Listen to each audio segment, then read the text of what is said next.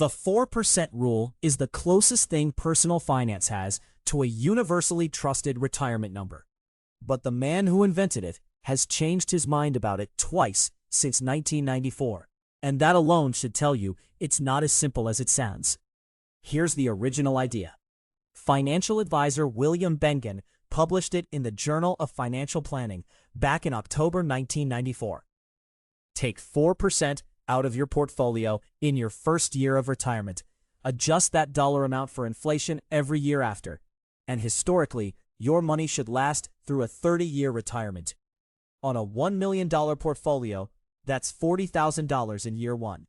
Bengen tested this against U.S. market data going back to 1926 across every rolling 30-year period in that record. And a 4% starting withdrawal survived almost all of them. So why is everyone suddenly questioning it? Two of the original assumptions are under real strain. First, bond yields. When Bengen built this model, 10-year Treasury bonds paid close to 8%. That's a huge, reliable cushion sitting in the safe part of your portfolio. Today, 10-year Treasuries pay around 4.5%. That income cushion is roughly half what it used to be, which means retirees either need to hold more stocks and stomach more volatility or plan to spend less. Second, inflation. The 4% rule assumes inflation stays relatively steady. But consumer prices rose 4.2% over the 12 months ending in May 2026, according to the Bureau of Labor Statistics. Here's why that compounds fast. If you started withdrawing $100,000 a year and inflation runs hot at 7% for 2 years, you're withdrawing over $114,000 by year 3, because each year's increase becomes the base for the next one. So what do the actual experts say the number should be now? It depends who you asked, and the range might surprise you. Bengen himself revised his own rule in his 2025 book.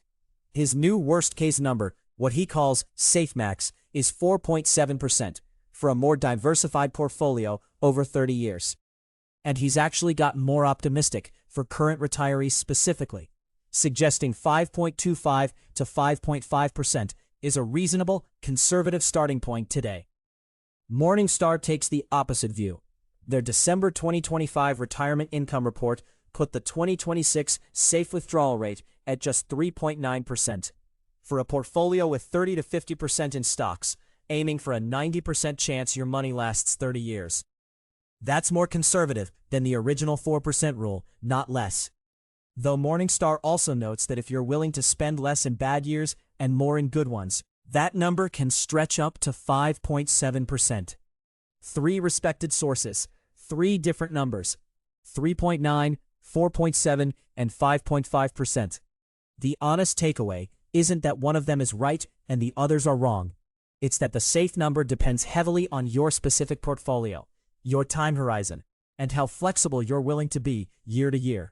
Which brings up the biggest blind spot in the original 4% rule: sequence of returns risk. This is about what happens in your first few years of retirement specifically. If the market drops early on, you're selling shares at low prices just to cover your withdrawals, and those shares aren't there anymore when the market eventually recovers. Fidelity modeled this with a $1 million portfolio and $50,000 in annual withdrawals. When the good years came first, the portfolio grew past $3 million after 30 years. When the bad years came first, the exact same portfolio, same average return over time, ran out completely in 27 years. Same math, same average, wildly different outcome, purely because of the order the returns happened in. That's why a lot of planners now use what's called the guardrail approach instead of a fixed percentage, developed by Jonathan Guyton and William Klinger. Instead of locking in one number and never adjusting, you check your portfolio once a year. If the market's down, you trim spending a bit. If markets did well, you give yourself more room.